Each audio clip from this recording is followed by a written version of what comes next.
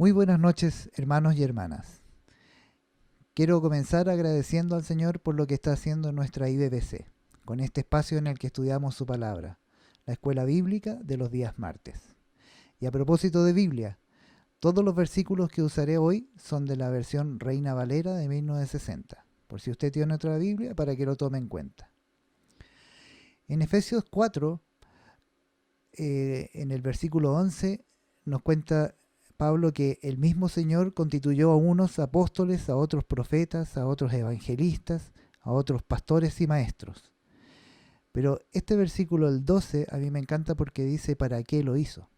Dice, a fin de perfeccionar a los santos para la obra del ministerio, para la edificación del cuerpo de Cristo. Creo que Dios nos ha estado preparando y perfeccionando en los diversos ministerios con el fin de edificar al cuerpo de Cristo. Y sabemos que así ha sido cada martes cuando nos hemos reunido a estudiar los atributos de nuestro Señor. Cuando comencé a preparar este estudio, me puse a orar, a leer la Biblia y a investigar acerca de la santidad de Dios, que es el atributo que nos corresponde hoy. Y me di cuenta que es imposible alcanzar el total conocimiento de lo que Dios ha revelado en su palabra en unas cuantas clases, mucho menos en una sola. Así que hoy no pretenderemos cubrir tanto detalle, sino que intentaremos dar un panorama general, tanto como nuestras herramientas y el tiempo lo permita. Comencemos con nuestra edificación. Cuando Dios inspiró a hombres para escribir su palabra, se encargó de revelar su carácter y su voluntad y todo lo que necesitamos saber para poder creer en Él. Su palabra también contiene una descripción magistral acerca de todos sus atributos y, por supuesto, acerca de su santidad. Veamos lo que escribió Isaías cuando estaba describiendo lo que vio en aquella visión que tuvo de la adoración celestial. En Isaías 6:3 dice, y el uno al otro daba voces diciendo, Santo, Santo, Santo, Jehová de los ejércitos. Toda la tierra está llena de su gloria. Y también está registrada en el Nuevo Testamento esta misma situación. Leamos Apocalipsis 4:8. Y los 4 seres vivientes tenían cada uno 6 alas, y alrededor y por dentro estaban llenos de ojos, y no cesaban día y noche de decir, Santo, Santo, Santo es el Señor Dios Todopoderoso, el que era, el que es y el que ha de venir. El pueblo hebreo, en su idioma y cultura, usaban la repetición de palabras para enfatizar una idea. Llama la atención que de todos los atributos de Dios, solo su santidad aparece escrita con ese énfasis, el de repetir 3 veces santo. No encontramos en la Biblia otro versículo que diga que Dios es soberano, soberano, soberano, ni justo, justo, justo, que aunque lo es. Por otra parte, los griegos, que tienen un idioma de una riqueza increíble, el mismo idioma en el que fue escrito el Nuevo Testamento, ellos poseen una palabra, trisagion, que es una palabra compuesta de tris y agión. Tris significa 3, lo podemos traducir como 3, y agión, santo, con la que ellos pueden describir algo triplemente santo. Esa es como la idea. En el texto de Apocalipsis, en todo caso, dice agios, agios, agios, que leímos recién, Apocalipsis 4:8. Solo estoy mencionando lo que podríamos considerar como una curiosidad del idioma griego, lo que nos puede ayudar a imaginar lo que significa referirse a Dios como 3 veces santo. Este es el atributo de Dios que estamos estudiando hoy. Miren, creo que muchos deben conocer al pastor Paul Washer. Él se atreve a decir lo siguiente: la santidad es el preeminente atributo de Dios y la más grande verdad que podemos aprender de Él. Todos los demás atributos divinos son simplemente expresiones de su santidad. Nosotros hemos aprendido en esta escuela bíblica que los atributos no son separables, por lo que no debemos entender estas frases como que la santidad es algo diferente o aparte de los atributos de Dios. Al ir estudiando este atributo, nos vamos a ir dando cuenta por qué podemos decir que su justicia es santa, su gracia es santa, su amor es santo, o por qué su espíritu es santo. Dios es santo, la santidad es su esencia, y tomará mayor sentido saber que en el cielo los serafines le honran y adoran diciéndole santo, santo, santo. Ese es un buen dato para cuando nos toque cantar el hermoso himno, ¿no? Bueno, continuemos. La palabra santo en el idioma hebreo es kadosh, que significa separado, apartado, reservado para un uso especial, único, lo que habla de algo distinto o diferente. Y en relación a Dios tiene dos significados importantes. Trasciende sobre su creación y trasciende sobre la corrupción de su creación. Antes de desarrollar esto, veamos qué significa trascender. Trascender viene del latín trascandere. Trans significa sobre y scandere, escalar o ascender. También tenemos aquí una palabra compuesta, transcandere. Podemos traducir esta palabra como ir más allá o estar por sobre algo, elevarse o diferenciarse por sobre algo. Entonces, cuando decimos que trasciende sobre su creación, significa que Dios está por sobre lo creado y es totalmente distinto a su creación. O sea, Dios no es lo mismo que su creación y es, en calidad y cantidad, completamente diferente.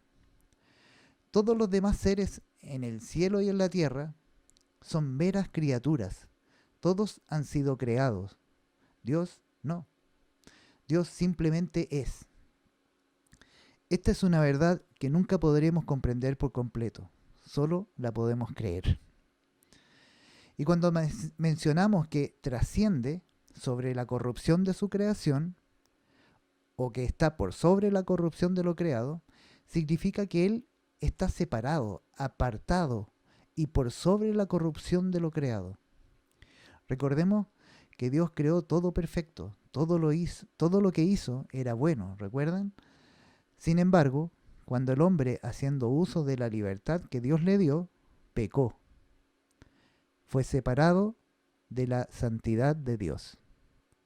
Porque el pecado no puede habitar junto a la santidad.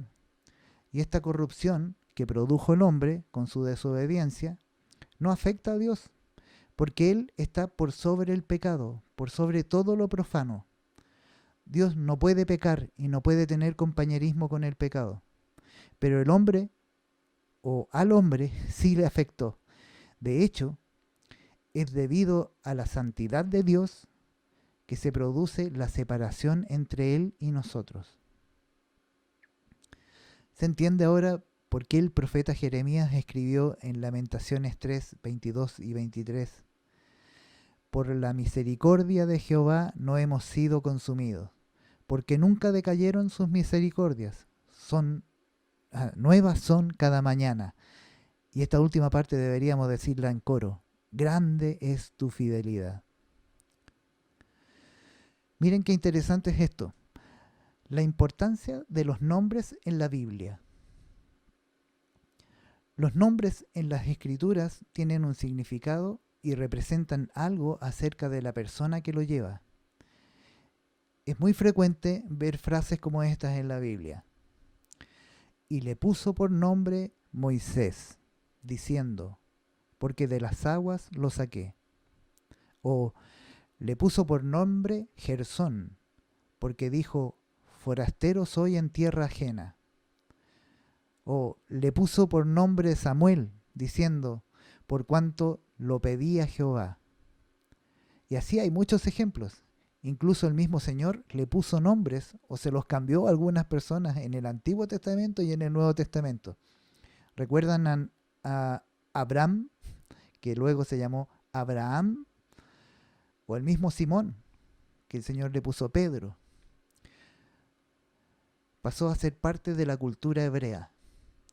En el Nuevo Testamento, por ejemplo, vemos que los hijos de Zebedeo, Juan y Jacobo, eran llamados hijos del trueno. ¿Por qué sería, no? Esto también obedecía a esta costumbre de llamar a las personas por un nombre que represente su carácter. Pero leamos respecto al nombre de Dios. Vamos a Éxodo 3. Éxodo 3, 10, 13 y 14. Esos son los versículos que vamos a leer.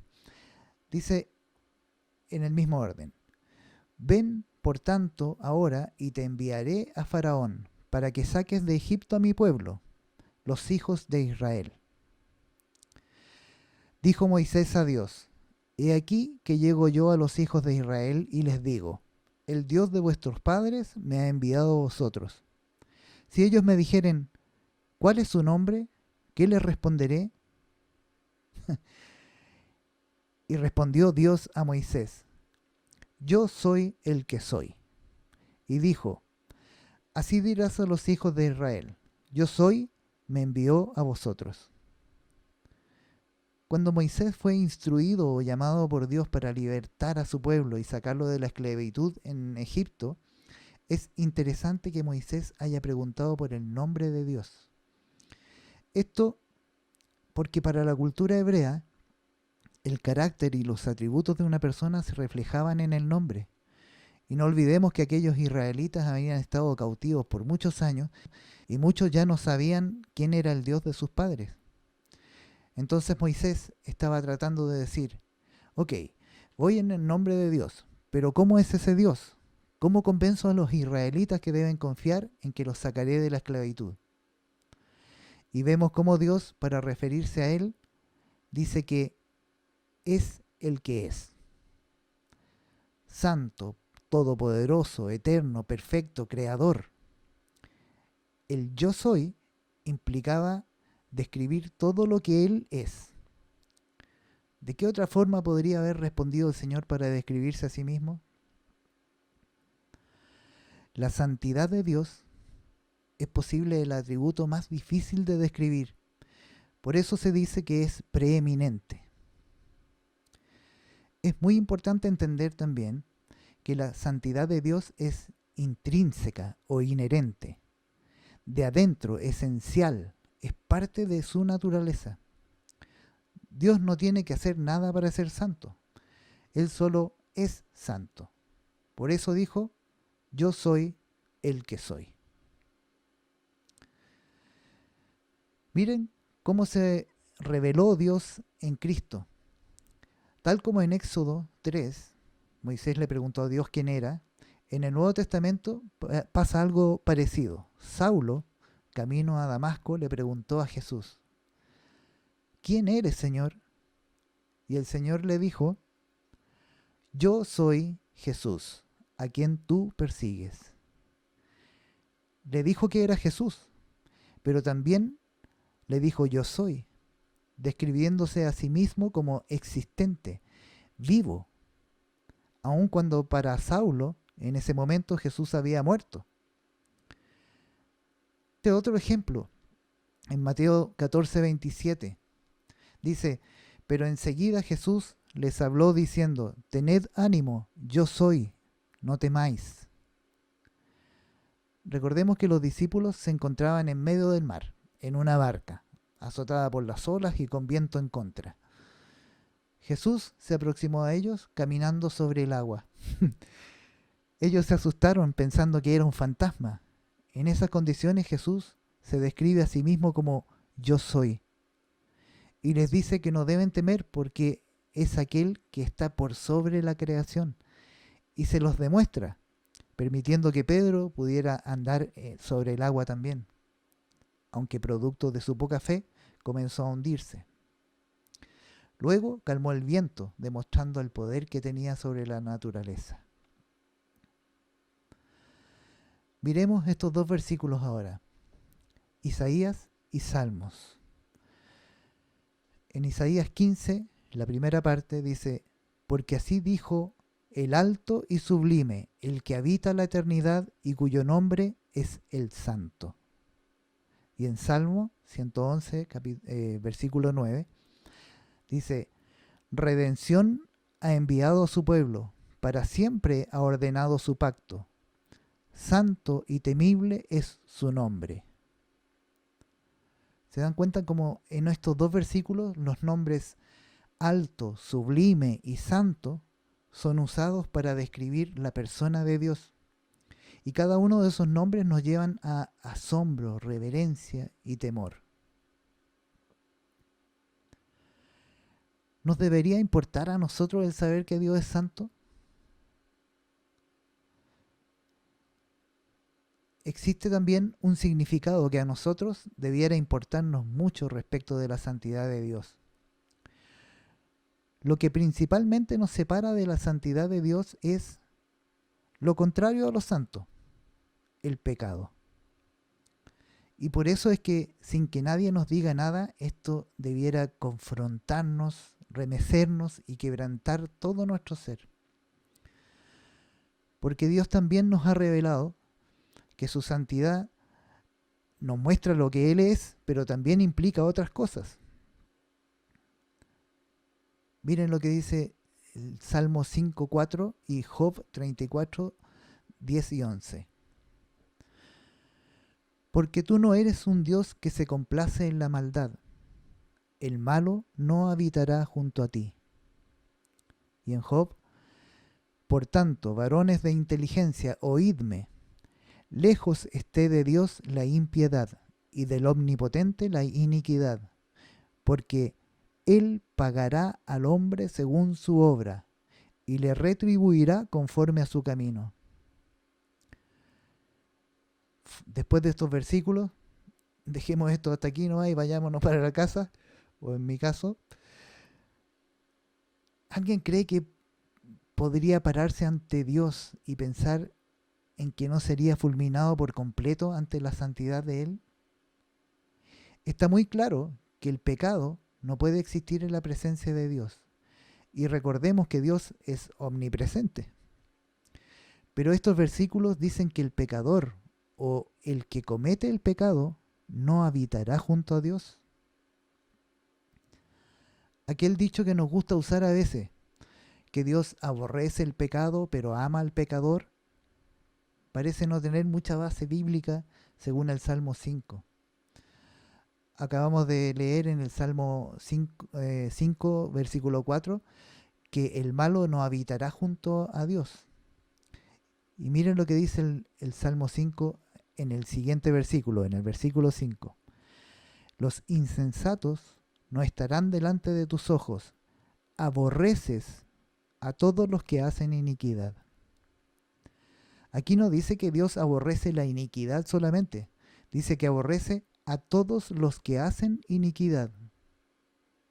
Aunque es verdad que Dios nos ama aún siendo pecadores, no podemos descansar en su amor y continuar pecando. Saber que nuestro Dios es santo, santo, santo, debiera hacernos temblar.